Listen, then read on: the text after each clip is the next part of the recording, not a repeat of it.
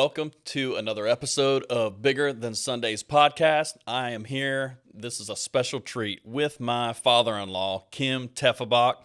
We've known each other for a long time, even since I was a kid at church camp. And, him and my dad knew each other. They were on church boards together. So there's a lot of history here, but he's got just a powerful, wild story. And we want to really take some time to let him share. And so we're so glad that you're here on this podcast. I'm excited that the timing worked out where you were able to kind of share your testimony and story and just a little bit of a background on him. You know, he's pastored for so many years. And so we were in the Church of God denomination together. And my dad pastored in the Church of God denomination as well. So I'm sure he'll be able to tell you a few more things about that. But that's kind of how we were all connected growing up as young kids. And then, of course, I married his daughter, Lauren, and I definitely married up. So we just want to give you some time, and we're going to talk about different things throughout your life. But let's just go ahead and start from the beginning. And why don't you just talk about your life, your backstory, how was it growing up? Just tell us some things that maybe we can get into and talk about. Yeah, well, first off, I was born into the world a 10-pound, 1-ounce baby. So I was pretty large. And so I was kind of happy to get out of tight spaces and into the world. I was born into the home of two people who had migrated to Baltimore out of rural America through challenging times and financial strains and early launches into adulthood. And they fell in love and got married, had my brother Randy, and unfortunately our home burned down when my brother was 2 years old.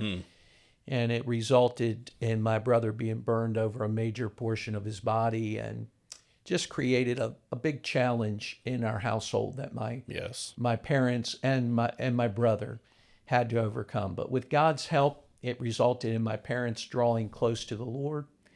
And my father especially had a tremendous conversion experience. And so I grew up in a Christian home. We went to a nominal church and had a lot of social events and things in the church. And one time we had a gospel group, and the gospel group came and they stayed at my house. My parents had this thing where if there was a missionary in town, their home was open to him or her. Yeah. If there was a gospel group, part of them were staying at our house. And I always thought about that, how we're judged according to our hospitality is one of the things that's the widow test the Bible talks about. Well, my mother and father would have definitely passed that test. But really, there was kind of an intentional thing beyond being hospitable. I think they wanted me to be exposed. They wanted my brother and I to be exposed to people that were influential in the things of the Lord. Okay. So that was the first major thing. And so this group was at my parents' home, and they had talked to me about the Lord, shared their testimonies with me, and then they sang in church on Sunday. And at the end of the service, they gave an altar appeal.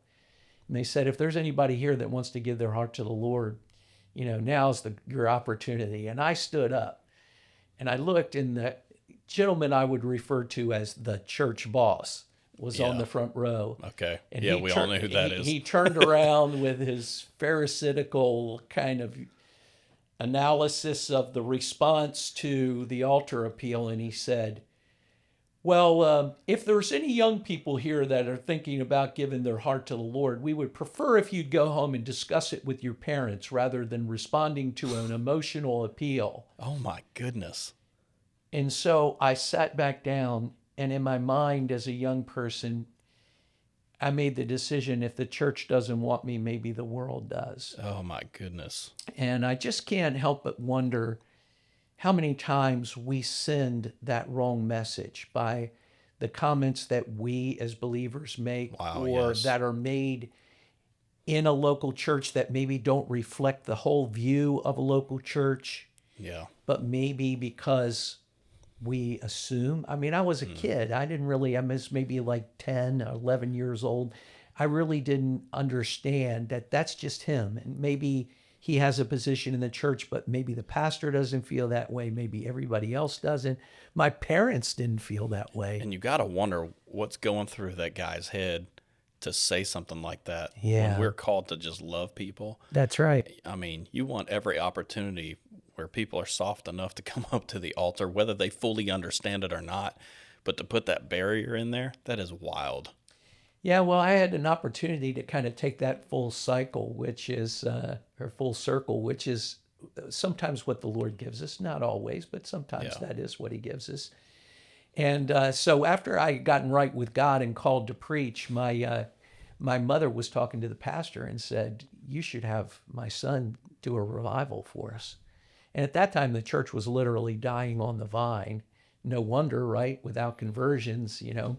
I was thinking about the man outside the temple that, you know, got raised up and he went running and leaping and jumping through the temple. That's the joy of conversion right there, exactly. you know, and the joy of healing.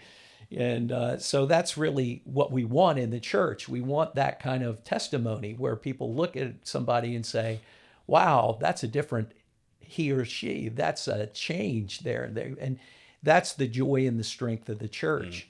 And unfortunately, that church had squelched it. Yeah. And so Wow. I ministered and I preached on getting back to the way it was when Jesus walked the earth. And when I got done, I gave the altar call, and the same guy stood up. And he's like, we don't. And I said, wait a minute. I've already talked to the pastor about this. And I shared my story of what he did years ago. And I said, you're not going to do this today. Today, Jesus is in charge of this altar call. That's right. And he can do whatever he wants right here, and you're not going to stop it. Wow. And I'm telling you, Josh, they hit the altar, man. I mean, they came running, sliding into the altar, rededicating their heart to the Lord, sharing stories of how they were sick with cancer and nobody had ever reached out to them. And we had a meeting with Jesus that day. It's because there was freedom. Yeah, so it went full circle. And yeah. So I was sharing how my parents had always like exposed me to things that were life experiences. So as a kid, when your dad sells encyclopedias, that kind of cuts both ways. It can be a little bit embarrassing. Like I used to have kids say, well, your dad called my parents last night and tried to sell us a set of encyclopedias. But really, then I realized it was because they always wanted me to have the best encyclopedias and dictionaries and learning materials I could get. And on my dad's salary, he couldn't afford it. Right. So he did that. And so I used to, as a kid, I had this insatiable desire to learn. And I literally read the encyclopedias, you know, book by book, cover You read by them. cover. Are you serious? Yeah, I don't didn't know know that I that. got everything done, but I read them. And I used to go through the dictionary, you know, page at a time, learning big words and what they meant and things. And I would like test myself and things like that to see what I was learning. And my mother would create exercises for me to learn. Okay, so that makes a little bit more sense. Which, by the way, side note, my father-in-law is extremely intelligent because, I mean, he'll research things, or man, you bring up a subject and he's probably already researched it, you know, for hours and days at a time. Where he'll pick something out and he's already ahead of the game, basically. So that makes a whole lot of sense. I didn't realize that you read encyclopedias like that. That's hard to do. Yeah. Well, I was interested in all those different subjects, you know. Yeah. I like to say that I know a little bit about everything, but not very much about anything. Okay.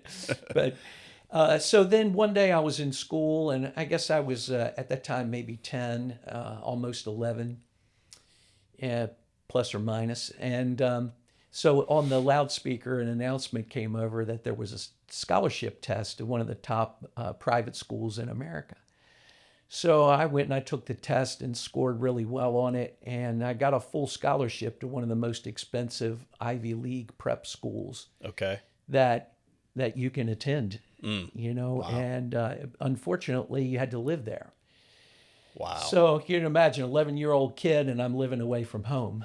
And it was tough. How long were you away from your parents? So you would go there on Sunday night and come home on Friday evening. Oh, wow. Yeah, so it was tough and academically very challenging. And basically, I'll do them the credit of not discrediting the school, but basically, after 3 years, I came home a very banged up kid.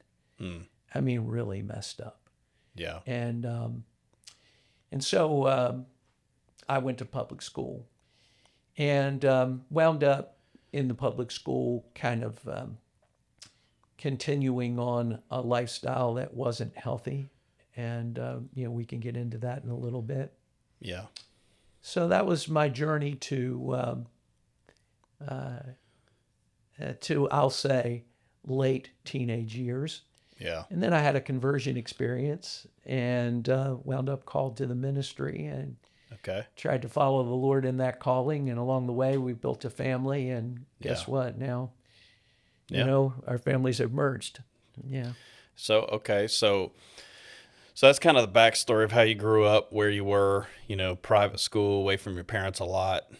You said you came back pretty broken, messed up. I'm sure that contributed to, your lifestyle that you said in public school. So let's talk about that a little bit more. Yes. Let's spend some time. What specifically are you talking about whenever you talk about your lifestyle and how that was? What did you get into? What influenced you? Who did you hang around? Well, my term for it was partying. Okay. But I guess probably some better terms for it would be very unhealthy nicotine, very unhealthy alcohol, and very unhealthy substance abuse use. Yeah. And a lot of it was because I was trying to cover the pain. The pain from what? Well, the pain from a lot of different things. Number one, I grew up with the name Kimberly, not just Kim, but Yeah. Kimberly. So I had identity issues. I can remember telling kids, hey, bottom line is if you call me Kimberly Sue one more time, we're going to have some problems. Yeah. So it taught me how to fight and run and choose the difference between the two at an early Sure. age. So I had this desire to fit in. And then whenever unsupervised, without parental oversight, Yeah. and without proper supervision in other means and circumstances, I started experimenting with all those things. And really, the next thing you know, they became life-controlling issues in my life. So Yeah.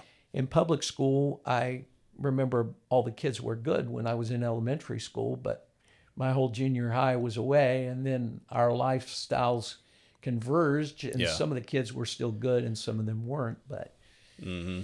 I went to a public school that had a pretty tremendous drug problem, Yeah. and I became a part of that culture there. And I would say probably became the third largest drug dealer in that school. Wow. And had a stack of money, hid it in a tree. Mm-hmm.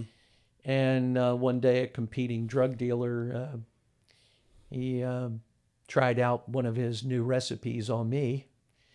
And unfortunately, I overdosed in school in the men's room and wound up, they called for the paramedics.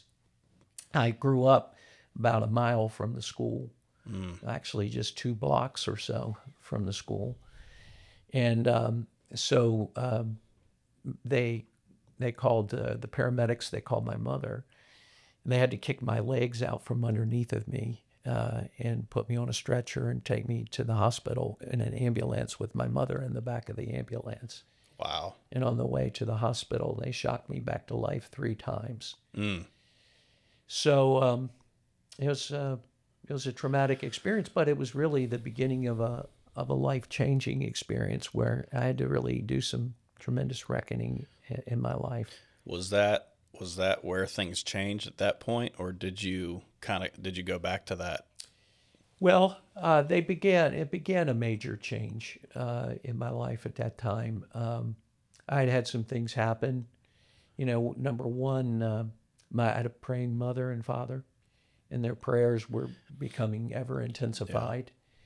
Yeah. And then on top of it, I had a kind of like a prophetic word that came into my life, on a Friday night where my parents had brought this spiritual lady into the house to have dinner with us, and she was an old lady, and I'm sitting around going, yeah, a night, with the fogies, I got to get out of here. And I said, well, I got to go. I got places to go and people to see and things to do. And the lady stood up and she pointed her finger right at the dinner table, across the table, right up in my face. And she said, young man, I don't care how far you run. I don't care where you hide.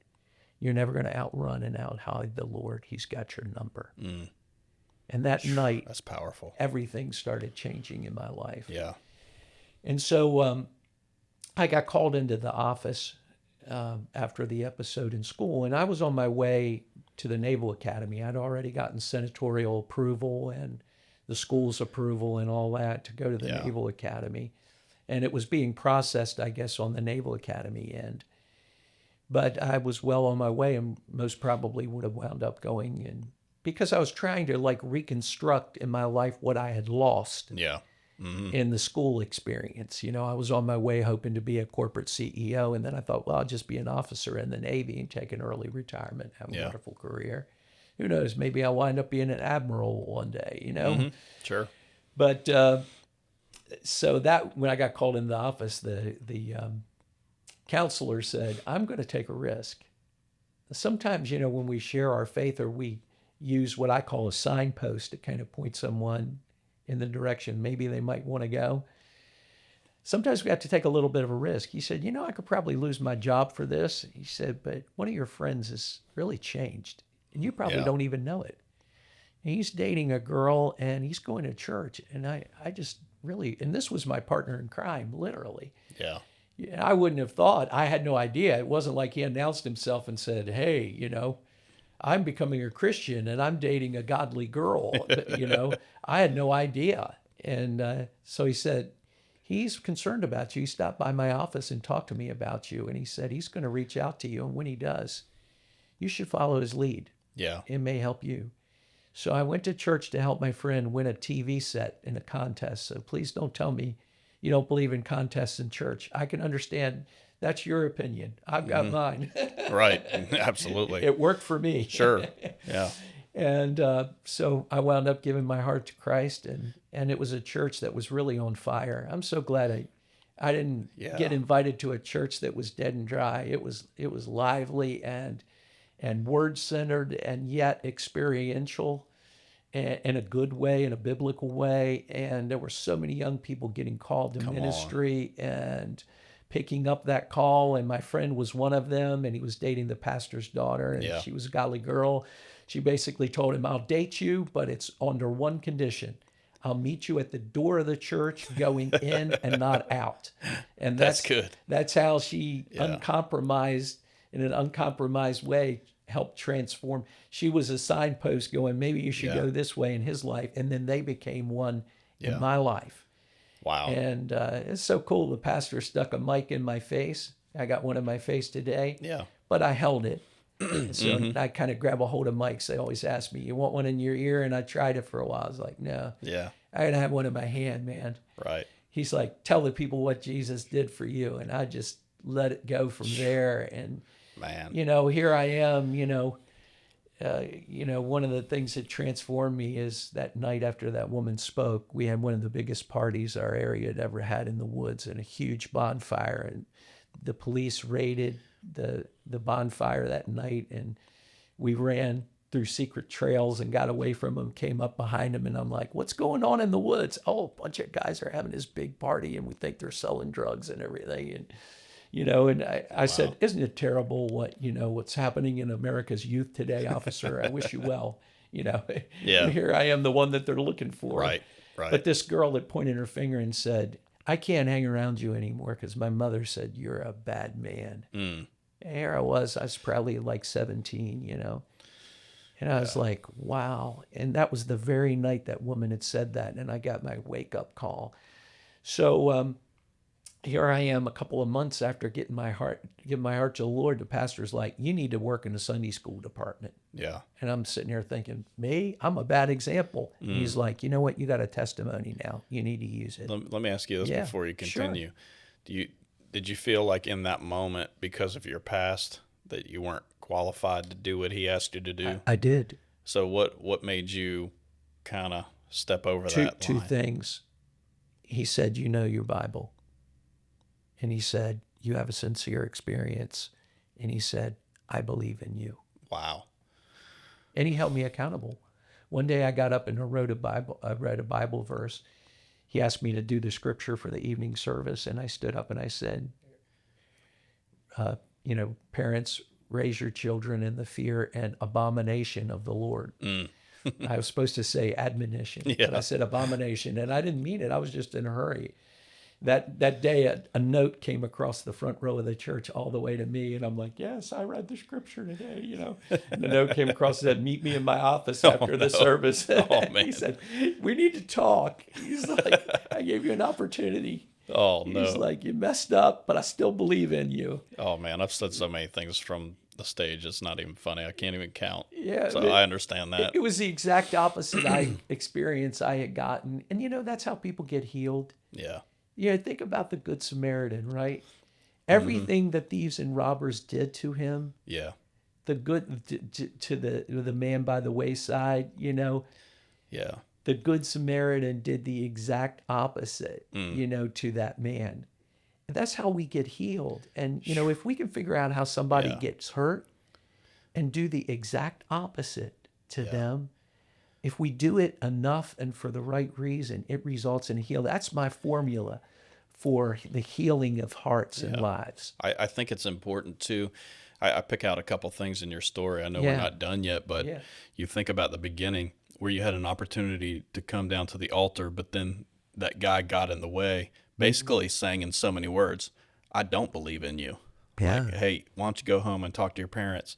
But then when you come all the way around through that entire story, through the pain, through the drugs and alcohol and that story, God still had your number because he was watching you the whole time. And then he put somebody in your path to say, I believe in you. And that's what changed to get you to step over that line and start getting involved in his kingdom. And that's, man, I haven't heard like all the details actually of your story. I mean, I knew the gist of it and most of it, but as you're talking about the details of it, I'm like, wow, I didn't even know some of those things. But it's so important that we as people are soft enough to tell somebody. We just don't know who's going through what or what they've been through. That's right. They need us to say, I believe in you. And that could be the very thing that brings somebody over that barrier that's keeping them, that's thinking, hey, I'm disqualified because of my past. I mean, we've just been teaching on Moses and the burning bush moment and how there are so many things that could keep Moses from doing what he was doing. I mean, he was a murderer, right? He was married to a non-Gentile, or a non-Jew, I'm sorry. He was married to a Gentile. There are just different things that would disqualify him from the typical Israelite leader. Oh, yeah. But because God kept saying in so many words, I believe in you, I believe in you, I believe in you, because I'm here and because I'm in you. Yeah, we are not qualified when God's not in us, but with God, that's what makes us qualified. And so I love that, how that guy just brought that to light. No, I believe in you because of who's in you is really what he is saying. Mm-hmm. Because of what God is doing in you and through you, I believe in you. And plus, on top of it, God gave Moses what he needed. Yes. He gave him a rod. He gave him Aaron. Mm-hmm. He gave him what he needed. Exactly. And I think that if we want to partner with God, I heard a definition of a type of prayer. There's two types of prayers. One, you pray for things that only God can do.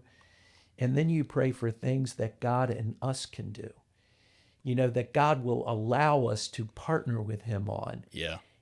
And to me, developing people and guiding people towards their gifts and talents and where they're going to serve in a way that's impactful, that is, an area we can partner with God on, And I was thinking about the guy that got me involved in Sunday school.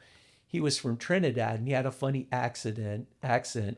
And here I am, a street punk, at that time.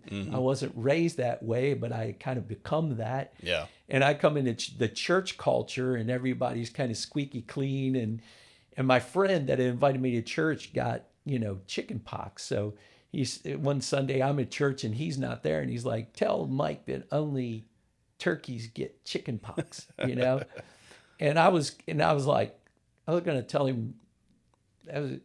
I wanted to use a cuss word and tell him to, Right. not to mess with me, and Sure. but I didn't, And sometimes you don't understand the role that people want to play in your life or can play in your life of being that guidepost. Right. And here he's the man that basically got me involved in Sunday school, and something, Josh, I can honestly say, if I had cussed that man out like I wanted to, Yeah. I wouldn't be here today. Really? Because he got me a job along with my father's. My father put in the application at a factory that man, I had no idea he worked there. He found out that my father had done that, and he went to the guy in charge of hiring and said, "You need to hire this guy right here." Wow. And you know what? That job launched me into the ministry. It fed my family. I mean, yeah, so if it hadn't been for that, I wouldn't be here today, and I wouldn't be married to the lady I'm married to, and you wouldn't be married to my daughter. Yeah. And who knows where I would be. That's how much one person can make a difference in our lives. That's powerful. So, man, it's crazy if you see the timeline of, you came out of being broken and having some pain, especially, coming out of that private school, being away from your parents, and then getting into a lifestyle where you're trying to cover that pain, cover that brokenness. We see this all the time with people's lives where, we try to cope and we try to fill a void because of pain and brokenness, and then it becomes control in our life, to a total change and conversion, lifestyle change, total repentance, revival in your life, where God uses you and not only changes you, but uses you, and you step into a calling in the ministry. And so let's talk about the call a little bit. Yeah. And what does that look like? And, you were pastoring. I know you guys have done some pretty cool ministry, and some pretty wild things have happened in your ministry. Yeah. That wouldn't have happened had this all not, transpired. So it started with Sunday school, and I was teaching the junior boys, and there was this kid in my class, and he was a special needs kid. I would say he had major attention deficit syndrome, and he was hyperactive, and I don't know if a cup of coffee would have helped him or hurt him, but he needed something. But he needed a lot more than that, and I didn't realize he needed me. And I never really saw myself as somebody that had anything to offer a kid. Sure. I didn't really like kids. Yeah. But see, that was part of my training. Sometimes God puts us in situations because he knows we need something. And, everybody says God's a gentleman. He won't get you to do what you don't want to do. Well, I don't know about that. Ask Saul that got knocked off his horse. God didn't ask for his permission. He's actively shaping when we give our life to him and we mean it. He takes it seriously. He's actively shaping us and talking about signposts and guideposts that go this way. He puts them in our life. Yes. So one day I had a couple that was coaching me on building a Sunday school class, and they're like, "When did you visit your kids?" And I said, "Well, I haven't." She's like, "Come on, we're visiting kids today. Come with me and my husband. You're going to visit kids in your Sunday school class." So I knock on the door of this kid's house. And his mother comes in the door and she's like, "Oh, I know you. You're Mr. Kim." And I was like, "Yeah, well, how do you know me?" "Oh, you don't know how my son Robbie feels about you. He doesn't have a father." Oh, my. "And Robbie's a special need kid. And man, he loves your Sunday school class. Come on, man. You've made such a huge impact in Robbie's life. He looks at you as the father." And here I am, 17-year-old kid teaching Sunday school that had just been all messed up, And she's like, "Robbie just got his yearbook picture from school, and he wants you to have it. He was going to bring it Sunday, but I'll give it to you right now." She's like, "Oh, just keep doing what you're doing." So I put Robbie's picture up next to my bed. Yeah. And every night before I went to bed, I prayed for Robbie. And, I actually believe that he changed me more than he did Robbie. Come on, man. Because he gave me a heart for people. And he gave me a heart for people that had been rejected and hurt and abused. And Robbie was my turning point, you know, Yeah. and people facilitating me and being that signpost that says, go this way. So went from that to evangelizing. Let me just interject before sure. you get into evangelizing. I just want to say that right there is going to minister, especially, it's going to hit home here locally to our church and to the community around here, because, you know, every year we do our Night to Shine event and everything, but we also have a ministry, you know, sensory room here. We try to minister as much as we can to the special needs community. And so people love that. They love that type of ministry and serving people. And so, man, hearing that right there, that really hits my heart. Yeah. That, And, you know, I think as a church, we have to make a decision. You know, Robbie was disruptive to my Sunday school class. He was disruptive to my life. yeah, But you know, what do we expect that in ministry we don't pay any price? You know, a church that's diverse in its culture is going to pay a price. If we have differences of color and nationality and tradition, yeah, we have differences because we invite people that aren't welcome at other places. right. You know, I learned that at the second church that I pastored, where we had a lady who was like a cat lady and she stunk. And I had the wealthiest family in my church that said, you get rid of her or you get rid of us. You choose today. And I thought, well, how much did they need me versus how much she needs me? And I said, well, I wish you hadn't given me an ultimatum. But if it comes down to that, That's it. Come on now. I think I'll take the cat lady. And Let's go. I said, but before I sent them out the door, I said, how about if we have a cleanup at her house on Saturday and you come and you help us? And we'll do our laundry and we'll clean out her refrigerator and we'll clean up the cat mess. And I'll lead the way and you come. How about that? He said, I don't have to do that at a church I go to. And I said, well, then you don't have to come here. Come on, man. And I think as a church, sometimes we have to make that kind of decision. It's going to cost us. Yeah. But you know what? Looking back, I'd do it again. Hey, we're going to pause right here. We have so much more to talk about and drive home. There's going to be some great principles on the next episode you do not want to miss. So tune in next week for the rest of the story.